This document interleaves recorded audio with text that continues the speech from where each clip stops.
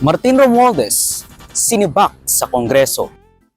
Nakikiusap po kami na sana bigyan nyo kami ng pagkakataong ituwid ang mga maling kalakaran at linisin ang aming hanay. Nakikiusap po kami na magbigyan nyo pa kami ng tsansang makuha muli ang inyo pong tiwala. Under my leadership, this House will change. I will not defend the guilty and I will not shield the corrupt. Kiko Barzaga, Congress Meow Nepo Baby. But me, I'm a very open person. I'm telling this now. I'm going to take Speaker Romualdez's speakership, and I hope Majority Leader Sandro Marcos won't hold it against me or won't stand in my way. Thank you, everyone. Remulla, pinipilit maging ombudsman. But you applied. Mag-a-apply ako. Mag-a-apply pa lang ako. I'm submitting my application by Friday, before Friday. Bakit, sir? Wala. I think that I have a lot to offer there. Ganun din. Kumusta?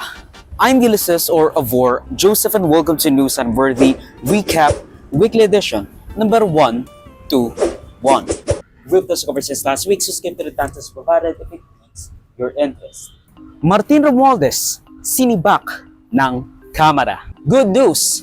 The wickedest witch of Perlas ng Sinilangan is deposed. Good news! The wickedest witch of Perlas ng Sinilangan is deposed. Good news! The wickedest witch of Perlas ng Sinilangan is deposed. Or is it?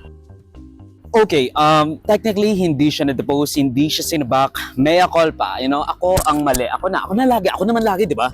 And so, after deep reflection and prayer, I have made a decision today with a full heart and a clear conscience.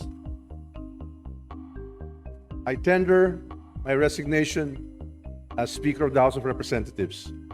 Nag-resign si House Speaker Bonjing Tambalosos Martin Romualdez galing sa latest 1st District after too many murmurs na mukhang papalisin na siya sa pwesto.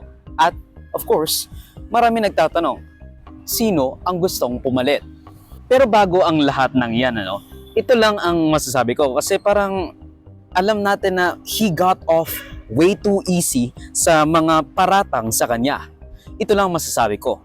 O yung mga alegasyon laban sa kanya. He should be deposed. He should have a coup like what they did to Escudero. Dapat mapatalisik siya sa kanyang pwesto by the clamor of our representatives. Ang kanyang pagre-resign ay isang gracious exit.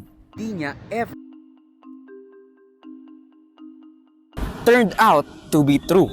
Ang pumalit kay Romualdez ay ang kanyang magiging puppet, dating Deputy Speaker ng 20th Congress, ang bagong salta at two-timer lang na congressman na muntikan pang matalo sa kanyang rehiyon ay walang iba kundi si Boji D, Isabella's 6th District Representative. Pero syempre, kailangan niya munang magpakitang gilas with the lip service sa anti-corruption rhetoric, vengeance is his. Ayan ang sabi niya. Kaya sana naman, maniwala na ulit kayo sa House of Representatives. You know, it's just a few bad apples that makes up at minimum 2/3 of Congress. Ako na ho ang unang magsasabi sa ating mga kababayan. Meron po kaming pagkukulang.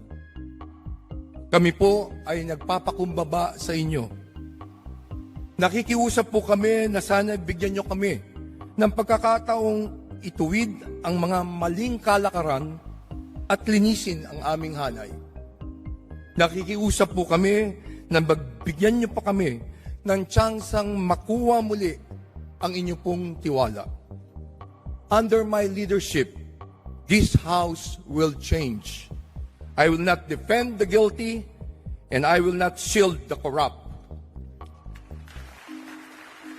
Pero, alam naman natin na wala tayong pake sa kanya. Anong ba ang kanyang profile? Because, to be honest, wala naman tayong pake sa mga ganyang bagay.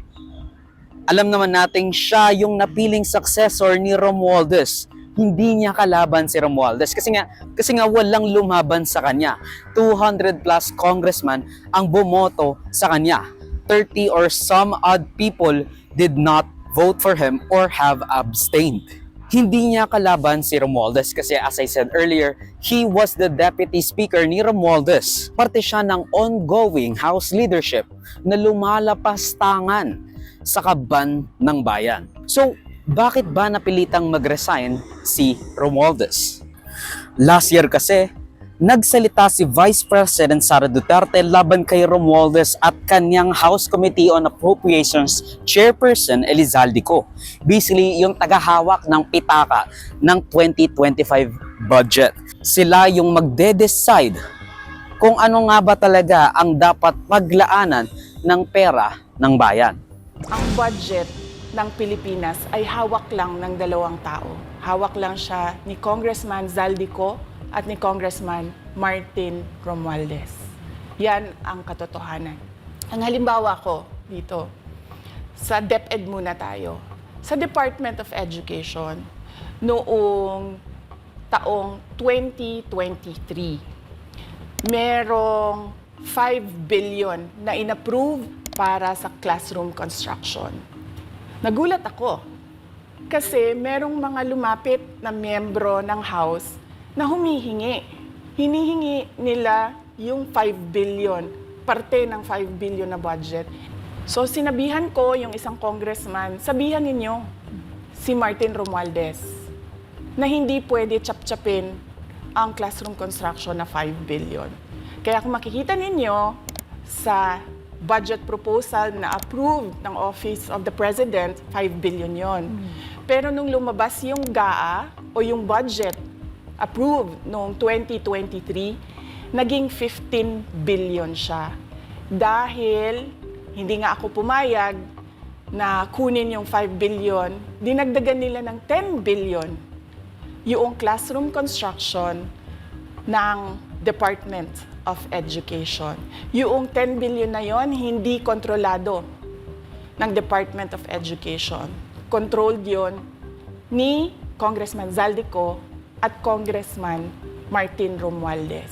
Basically, ang mga alegasyon laban sa kanila na to be honest is very recurring ay una, kumukupit, may parte at puno ng korupsyon daw ang ating mangled budget in her stint as the Education Secretary. Sinabi niya doon na kahit na napakalaki ng budget ng Department of Education, wala siyang magawa dahil bilang may hawak ng ating budget. Pero ano yung mga naging breaking point? What were the straw that broke the camel's back? Well, you know, it's his cousin's hugas kamay tactic. Gusto kasi ng pinsan niya na katulad ni Noy Noy magkaroon ng anti-corruption legacy.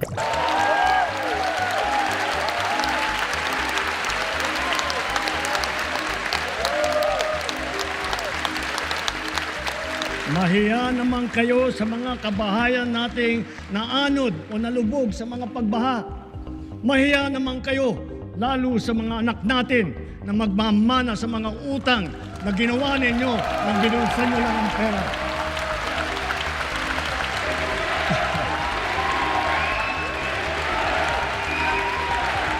So that this will not happen again, first, the DPWH will immediately submit to me a list of all flood control projects from every region that were started or completed in the last 3 years.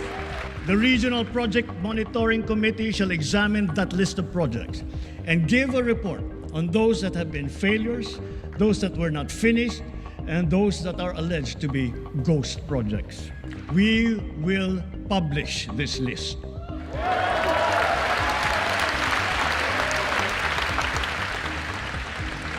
Isa sa publiko natin ang listahang ito. Kaya ang publiko na saksi sa mga proyektong ito ay malayang suriin ang listahan. Kaya nga, galit na galit raw siya. And you know, he was blindsided by the corruption na nandidiri siya. Na, you know, mahiya naman kayo, sabi niya. Ay, nako. Talaga naman. Thank you. Disappointed, sir? Yes, disappointed. Extremely. Well, more than disappointed. I'm actually... I'm getting very angry. This is what's happening here. Paano naman?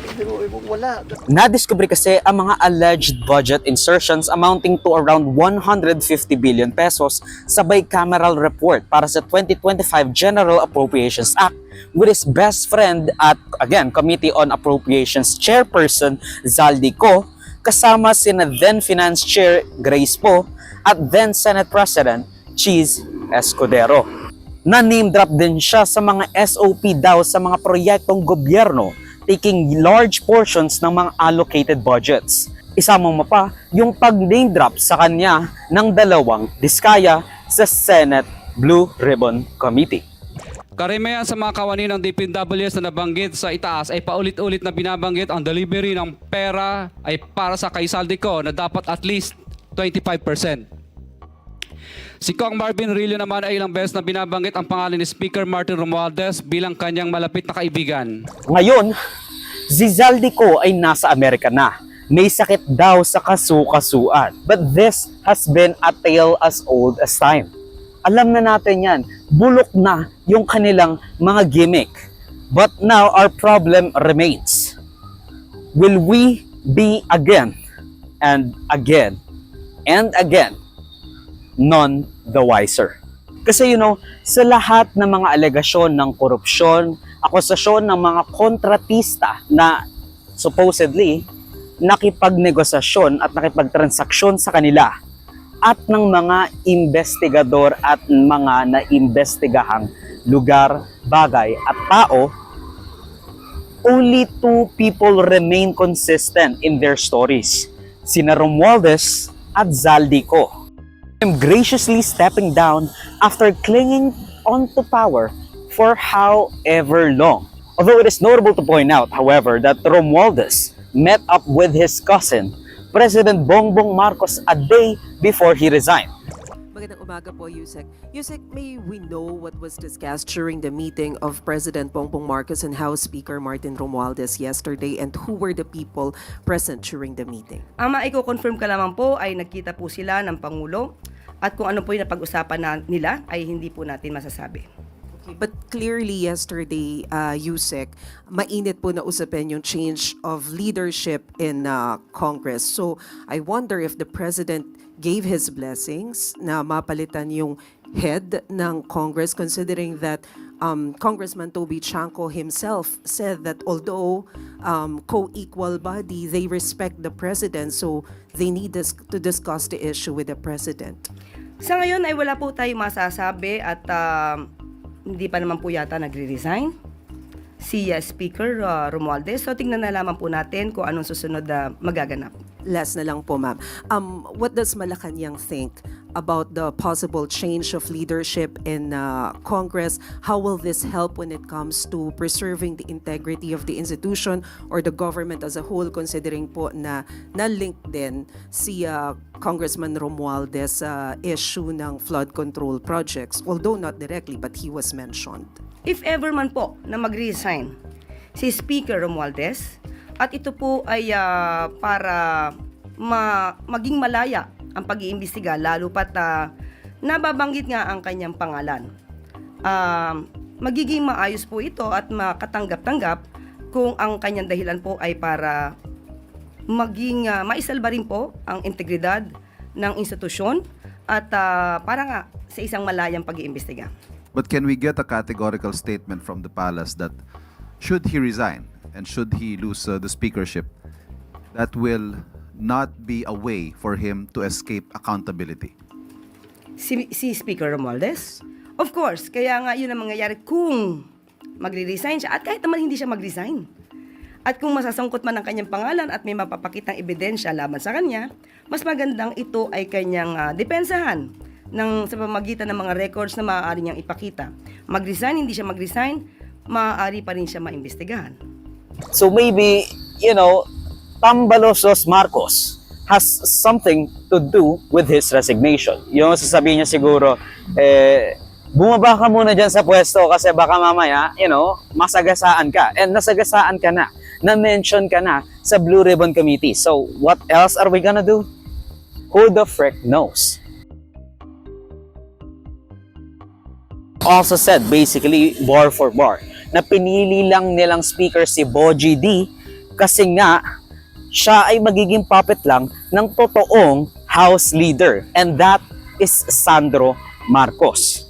Pero siguro at least hindi siya yung pumalit sa tito niya. He has that, I don't know, restraint para maging youngest House Speaker. Actually, I don't know if he's actually going to be the youngest House Speaker, pero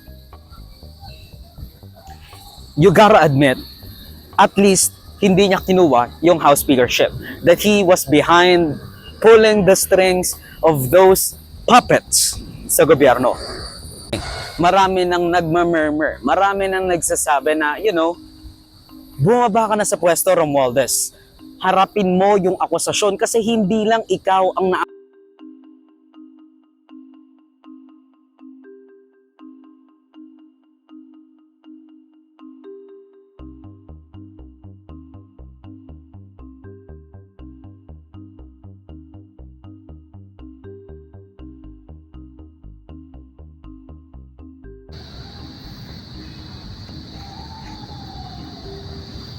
He probably felt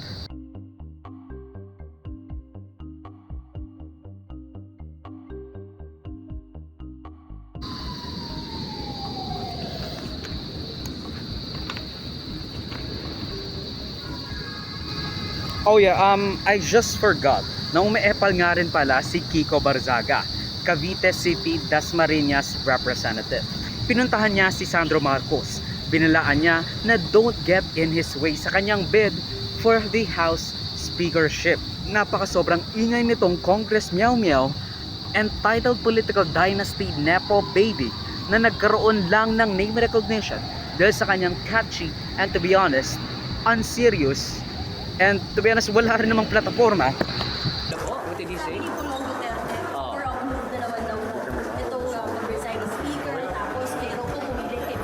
Naku ma'am, baka style ngayon nung anak siya ng Pangulo, pero I can assure you that we are consultative with all the party leaders. Pwede mo silang tanungin. We met for plenty of weeks. Kung nagpakita sana si Kung Pulong dito sa trabaho at sa session, baka makikita din niya. But I'm sure he's busy looking for the 51 billion that was spent in his district. Pagka-ombudsman, ginagapang ni Remulla. Ombudsman, tanggapan ng tanod bayan, the last vestige of hope for those seeking to hold the kurakot accountable. Very catchy and very timely of our time. What am I saying? Sila ang pag-asa ng taong bayang inalipusta at pinagnakawan, especially those accused of graft and corruption. Kumbaga, sila yung tanod bayan. Sila yung last resort ng ating mga embattled na citizens. Nang matapos ang ikapitong taon na termino ni Ombudsman Samuel Martires Duterte appointed, by the way, last July, nagsilipa na ang mga gustong maging ombudsman to be the last arbiter of justice laban sa mga makapangyarihang ulupong. Sila yung mga kakalaban sa talagang nasa tuktok ng tatsulok. One aspirant, Department of Justice Secretary Crispin Remulla, declared his bid sa ombudsman to prosecute the hundreds of thousands of government officials found at the regular side of the invisible coin. But you applied. Mag-a-apply pa lang ako. I'm submitting my application by Friday, before Friday. Bakit, sir? Wala. I think that I have a lot to offer there. Ganun din. So ano nga ba muna ang qualifications ng isang ombudsman? Bakit ba natin siya kailangan? At to be honest, ano ang magiging implikasyon ng pagkakaroon ng ombudsman na Remulla? Ayon sa Republic Act No. 6770 o the Ombudsman Act of 1989, may 6 na kailangang matugunan ang isang aplikante sa pagka-ombudsman. Una sa lahat, ikaw dapat ay isang natural-born Filipino citizen. Meaning, kapag ikaw ay Chinese at birth at pinanganak sa China, tapos lumipat ka sa Pilipinas, even if you are naturalized by the Constitution, hindi ka pwede. Pangalawa, dapat ikaw ay isang thunders na. Thunders generation o yung mga 40 years old pataas. Pangatlo, dapat ay napatunayan mo na ang iyong probity o pagiging mausisa. At of course, independensya from bias of any kind. Actually, I don't know about any kind, pero bias on this sense of political favorism over the other. Pang-apat, dapat ikaw ay miyembro ng Philippine Bar Association. So yung mga hindi nakapagtapos ng law at hindi nakapasa sa bar exam, hindi kayo pwedeng panlima, hindi naging kandidato sa anumang national, local, or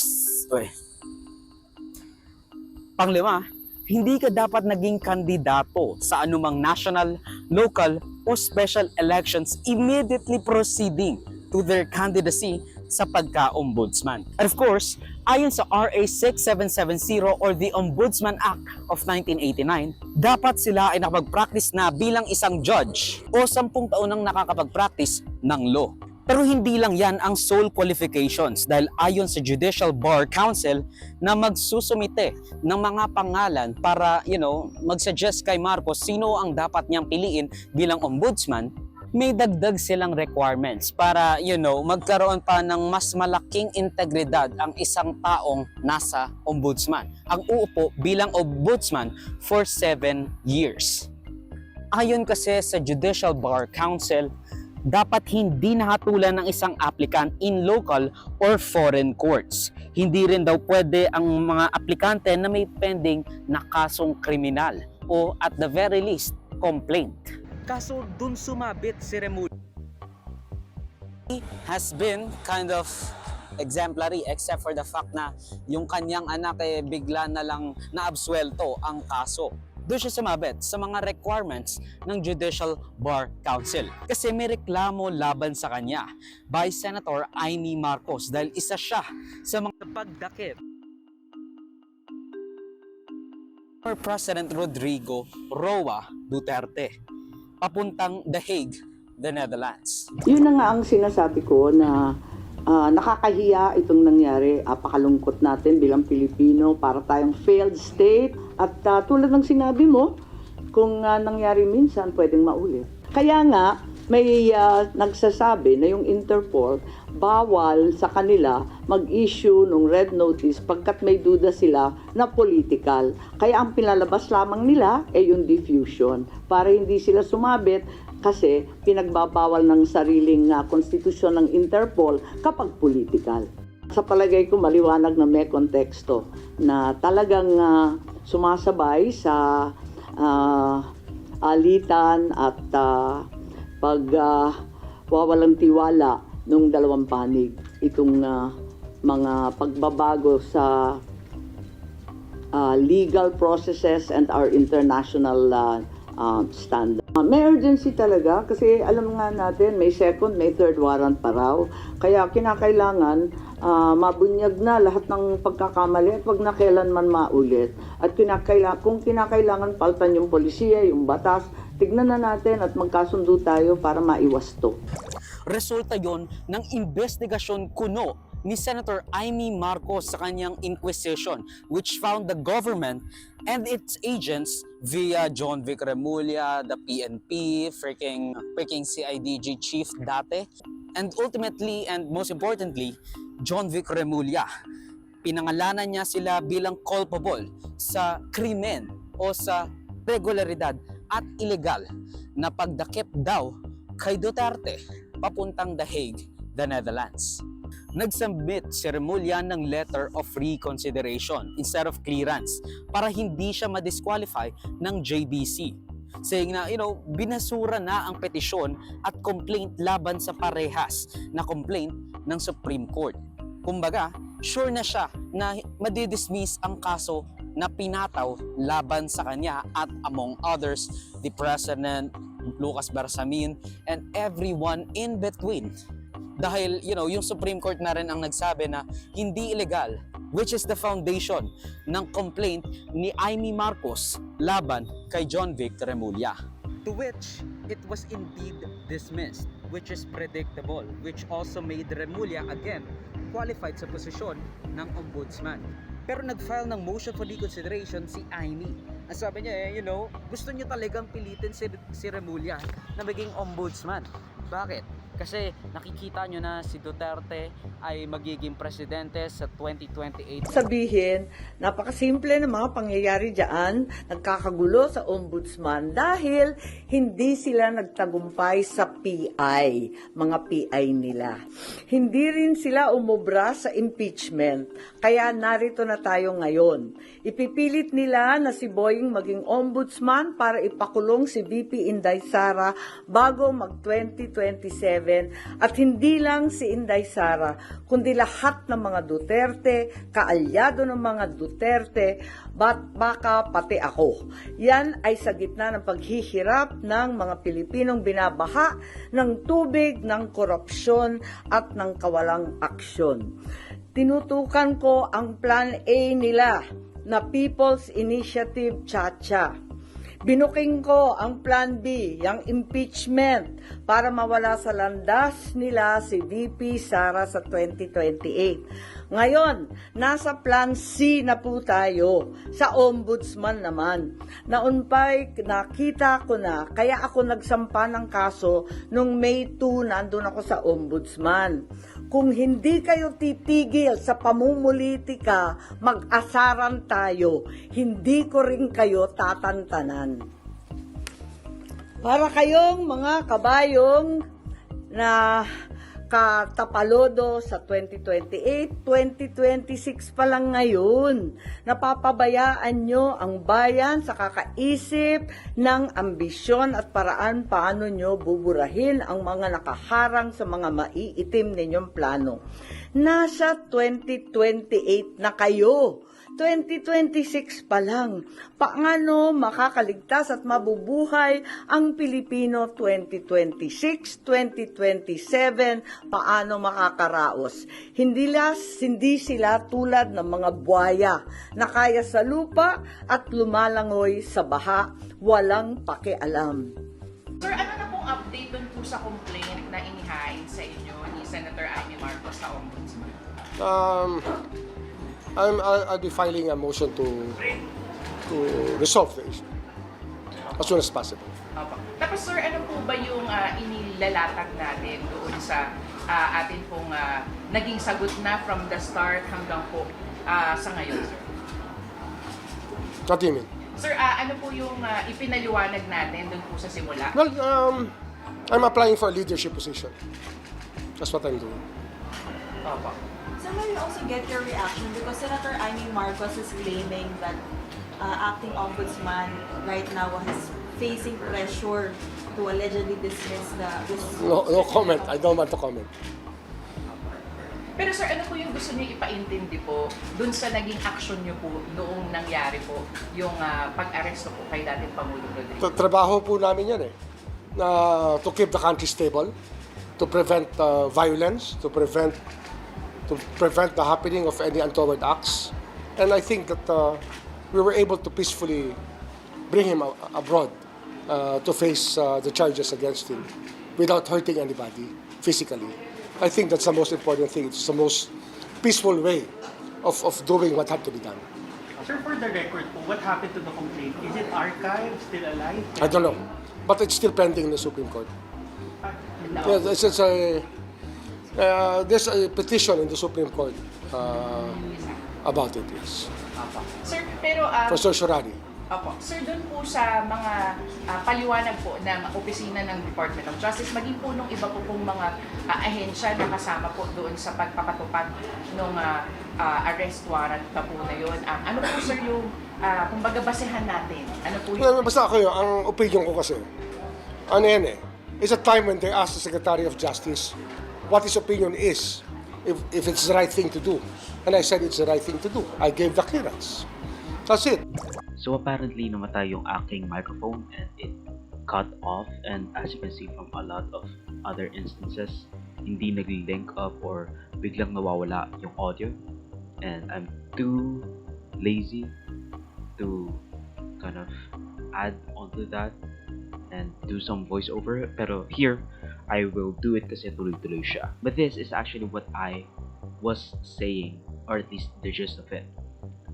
Kaya naman si Baste ang nagreklamo, pero na-dismiss din agad. I guess Amy is right.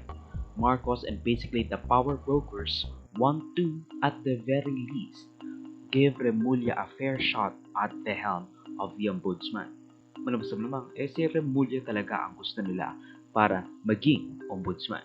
Or that they're just adhering to the Supreme Court's ruling that dismissed the complaints laban kay Remulla and the gang. At of course, that they see this as nothing more than delay tactic para ma-pressure ang JBC na magbigay agad ng pangalan sa Pangulo without giving Remulla a fair shake. The President has until the last week of October to make a decision and appoint a chairman, which he said he will only do if the JCB submits a short list of those they would recommend to be appointed. And kung nandun si Remulla, it will most likely be an open and shut case. Pero bakit ba may pakitayo kung sino ang ombudsman? Well, it all has to do with the fact na the ombudsman will serve from the last 3 years ng presidency ni BBM and the first 4 years or more than half of the next president's term, which could very well be Sara Duterte. Kung si Duterte ang manalo sa 2028 at walang impeachment conviction na mangyayari, the ombudsman chairperson ang huling magiging hadlang sa total Duterte domination sa ating gobyerno. At yun ang pagtapos ng News and Worthy Recap Weekly Edition for September 2025. Mag-suggest more topics and or corrections to balitas if you feel I'm representing them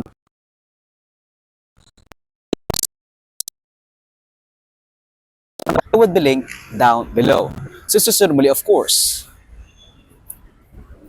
paalam.